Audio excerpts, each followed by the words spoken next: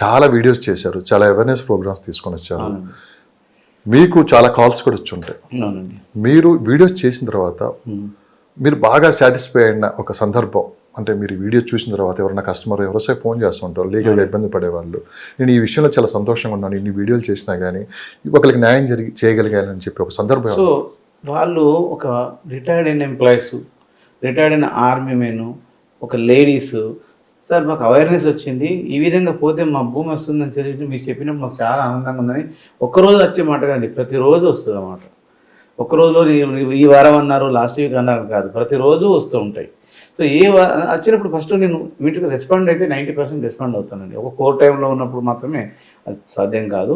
డైరెక్ట్గా మామూలుగా మాకు క్లర్క్లకు కానీ నేను జూనియర్స్ కానీ ఫోన్ ఉండకుండా నా దగ్గరనే పెట్టుకుంటాను, ఎందుకంటే వాళ్ళు డైరెక్ట్ ఇన్ఫర్మేషన్ ఇవ్వలేరు కాబట్టి మన దగ్గరనే పెట్టుకుని చెప్పడం వల్ల వాళ్ళు ఇచ్చే ఆనందం చాలా సాటిస్ఫై అవుతుంది. సో హ్యాపీగా ఉన్నారు. చాలా హ్యాపీ. సో డైరెక్ట్గా పాయింట్కి వచ్చేస్తున్నాను.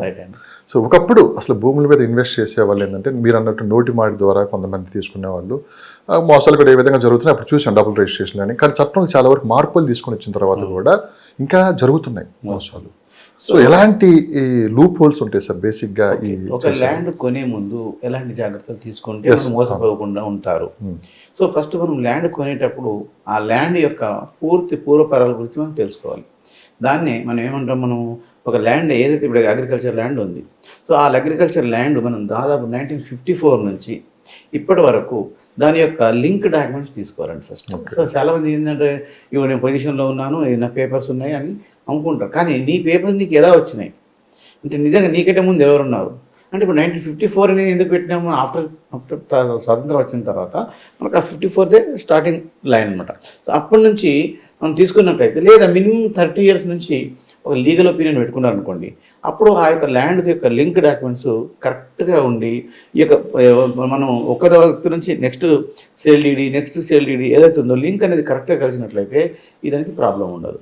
రెండో విషయానికి వస్తే, ఈ యొక్క ల్యాండ్ ఎవరైతే కొనుగోలు చేస్తున్నప్పుడు టైటిల్ డీడ్ అంటాం. టైటిల్ డీడ్ అంటే ఏంటంటే, ఎవరైతే అమ్ముతున్నాడో అమ్మే వ్యక్తికి పూర్తి అర్హతలు ఉన్నాయా లేవా. అమ్మే వ్యక్తికి పూర్తి అర్హతలు ఏంటి అంటే, ఇక్కడ ఏ విధంగా చూసుకోవాలి అమ్మే వ్యక్తి. సో అమ్మే వ్యక్తి యొక్క డాక్యుమెంట్ ఎవరైతుందో, అతను ఎవరి దగ్గర కొన్నాడో ఇతను అమ్మగలడానికి అర్హుడా చూసుకోవాలి. సో అర్హుడా అంటే ఆ టైటిల్ డీడ్ ఫ్లోలో అమ్మగలిగే రాకుండా కొందరు జీపీఏ హోల్డర్ ద్వారా కూడా అమ్ముతారు. సో ఈ జీపీఏ ద్వారా అమ్మేటప్పుడు ఒక వ్యక్తి ఇద్దరికి కానీ ముగ్గురు కానీ జీపీఏలు ఇస్తే ఏ వ్యక్తి అయినా మనకు అమ్మచ్చు, అదే ఇంకో జీపీఏ హోల్డర్ ఇంకొకరికి అమ్మచ్చు. అప్పుడు మీకు ప్రాబ్లం స్టార్ట్ అవుతుంది.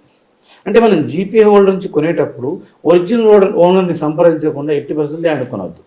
ఓన్లీ జీపీఏ హోల్డర్ ఉన్నాడు కదా ఈయన నాతను అంటే, జీపీఏ అనేది ఒక పర్సన్కి ఇచ్చేది కాదు. అతను ఉన్నటువంటి వ్యక్తి అమెరికా వెళ్ళిపోతాడు, అతను ఏం చేస్తాడు, ఇతను అమ్ముడు అని చెప్పి ముందు జాగ్రత్తగా ఒక ముగ్గురికి జీపీఏ ఇచ్చాడు.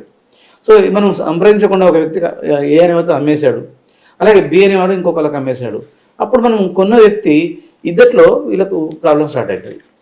అప్పుడు ఈ ఇద్దరు అమ్మితే ఇద్దరు కొన్న ఎవరు ఒరిజినల్ అని మనం చెప్పలేము. సో దాంతో ఏమవుతుంది, అప్పుడు చాలా ప్రాబ్లం అయిపోతుంది. అప్పుడు మనం ఈ జీపీఏ హోల్డర్ నుంచి కొనేటప్పుడు మాత్రం ఖచ్చితంగా ఒరిజినల్ ఓనర్కు కాంటాక్ట్ కంపల్సరీ కావాలి. ఫోన్ ద్వారా అవుతారా, డైరెక్ట్గా అవుతారా, లేక వాళ్ళ విజిట్ చేసి అవుతారా, ఏదైనా అది చూసుకోవాలన్నమాట. అక్కడ ఎక్కువ మోసాలు జరిగేటివి జీపీఏ హోల్డర్ అండి. తర్వాత ల్యాండ్ కొనేటప్పుడు చాలామంది సర్వే నెంబర్లు చూసుకోరు. అంటే సర్వే నెంబర్ 59 ఉందనుకోండి, 59 సర్వే నెంబర్ అనేది చాలా ఒక 50 ఎకరాలకు ఉండొచ్చు, 40 ఎకరాలకు ఉండొచ్చు. అలాగే మనం కొనేది 200 గజాల ప్లాట్. మనం ఈ 59 సర్వే నెంబర్లో 200 గజాల ప్లాట్ అనేది 59/1, 59/A, 59/A/2, A/3 అట్లుంటాయి. సో ఆ సర్వే నెంబరు ఆ యొక్క మన డాక్యుమెంట్ కరెక్ట్గా ఉన్నాయా లేదా, ఆ నైబర్స్ యొక్క లింక్ చూసుకోవాలి. అంటే ఫస్ట్ మెయిన్గా జరిగేది ఏంటంటే, మనం సర్వే నెంబర్ కొనుక్కున్నది ఒకటి అవుతుంది, పొజిషన్కి ఒకటి అవుతుంది. అప్పుడు పొజిషన్కి వెళ్ళిన తర్వాత ఆ ఒరిజినల్గా ఉన్నటువంటి 59/2 ఉందనుకుందాం, మనం 59/1 కొనుక్కున్నాం. సో 59/2లో మనం పొజిషన్కి వెళ్ళినాం. అప్పుడు ఈ 59/2 వచ్చి నీది కాదు ల్యాండ్ నాది, సో నువ్వు ఎవిక్షన్ పిటిషన్ చేసి మనం వేకేట్ చేపిస్తాడు. ఇప్పుడు మనం కొన్న 51 వల్ల ఆల్రెడీ ఇంకొకళ్ళు ఉంటారు, అంటే నీకు ఇద్దరితో ప్రాబ్లం స్టార్ట్ అయింది. సో ఇక్కడ మెయిన్ ప్రాబ్లం వచ్చేది సర్వే నెంబర్లలో చేసుకునేటప్పుడు పొజిషన్ ఉన్నటువంటి ల్యాండ్, పేపర్లో ఉన్న ల్యాండ్ సేమ్ ఉన్నదా లేదా అనేది కంపల్సరీ చూసుకోవాలి. ఎట్ ద సేమ్ టైం అక్కడ ఏ ప్లాట్ అయితే మనం కొనుక్కుంటున్నామో వాళ్ళతో ఉన్న నైబర్స్ యొక్క అంటే ఈస్ట్ వెస్ట్ నార్త్ సౌత్ అంటాం కదా, ఎస్ అవును. ఈస్ట్ వెస్ట్ నార్త్ సౌత్లో ఉన్నటువంటి ప్లాట్ యొక్క లింక్స్తోని కరెక్ట్గా ఉందా లేదా సర్వే నెంబర్, ఇది చాలా ముఖ్యమైన పాయింట్ చూసుకోవాలి. ఇంకొక ముఖ్యమైన పాయింట్ ఏంటంటే ఆ ప్లాట్ ఎవరైతే అమ్ముతున్నారో అతనికి మ్యూటేషన్ తీసుకున్నట్టు లేదా చూసుకోవాలి. మ్యూటేషన్ అంటే ఏంటి, ఒక డాక్యుమెంట్ రిజిస్ట్రేషన్ అయిన తర్వాత నీకు పూర్తి హక్కులు లభించాలంటే నువ్వు ఆ మ్యూటేషన్ చేసుకున్నావు రెవెన్యూ డిపార్ట్మెంట్లో. ఓకే. సో రెవెన్యూ డిపార్ట్మెంట్లో మ్యూటేషన్ చేసుకోకుండా ఓన్లీ రిజిస్ట్రేషన్ ఆఫీస్లో నువ్వు డాక్యుమెంట్ రిజిస్టర్ చేసుకున్నావు, నువ్వు మ్యూటేషన్ చేసుకోకపోతే ఆ వ్యక్తి ఇంకొక వ్యక్తికి అమ్మిండి అనుకోండి, ఎవరు ముందు మ్యూటేషన్ చేసుకుంటారో వాళ్ళకే అది అవుతుంది. మనం ఏమంటాము, ఎవరు ముందు కొనుక్కుంటే వాళ్ళకి అవుతుంది, రెండోది అనుకుంటాం. కానీ మ్యూటేషన్ ఉన్న వ్యక్తికి ఆ యొక్క హక్కులు ఎక్కువ ఉంటాయి. కాబట్టి రెండో వ్యక్తి మ్యూటేషన్ చేసుకున్నాడు, మొదటి వ్యక్తి చేసుకోకుండా ఉన్నప్పుడు ఈ మొదటి వ్యక్తి కొన్న ప్లాట్ అది వృధా అయిపోతుంది. ఓకే. సో ఈ విధంగా మనం మోసపోయే అవకాశాలు ఎక్కువ ఉంటాయి. మనం ఒక ప్లాట్ కావచ్చు, ఒక అగ్రికల్చర్ ల్యాండ్ ఏదైనా కావచ్చు. సో మనం ఎప్పుడైతే తీసుకున్న తర్వాత దాని యొక్క బోర్డర్స్ బౌండరీస్ మాత్రం చాలా జాగ్రత్తగా చూసుకోవాలి. సో ఈ విధంగా మనం ఏ రకంగా చూసుకున్నా ఒక ప్లాట్ కొనేటప్పుడు మాత్రం ఎక్కువ మిస్టేక్ జరిగేటివి ఏంటంటే జీపీ హోల్డర్ ద్వారా అవుతాయి, రెండోది ఏంటంటే పొజిషన్ ఒకటి ఉంటుంది, ప్లాట్ ఒకటి ఉంటుంది. ఈ విధంగా జరుగుతాయి. ఇంత పెద్ద ప్రాసెస్ ఉంది కదా, ఎందుకు లీగల్ అడ్వైస్ తీసుకోవడానికి ముందుకు రారు? అంటే టైం లేకనా, లేకుంటే ఆఫర్స్కి ఎక్కువ వీళ్ళు అలవాటు పడిపోయి ఇక్కడ ఫెయిల్ అవుతున్నారంటే? ఓకే, మీరు చెప్పిన క్వశ్చన్ బాగుంది సార్. ఇక్కడ ఇంతకుముందు అంటే మన ఉన్నటువంటి వ్యవస్థ అంతా కూడా నమ్మకంతో నడిచిన వ్యవస్థ.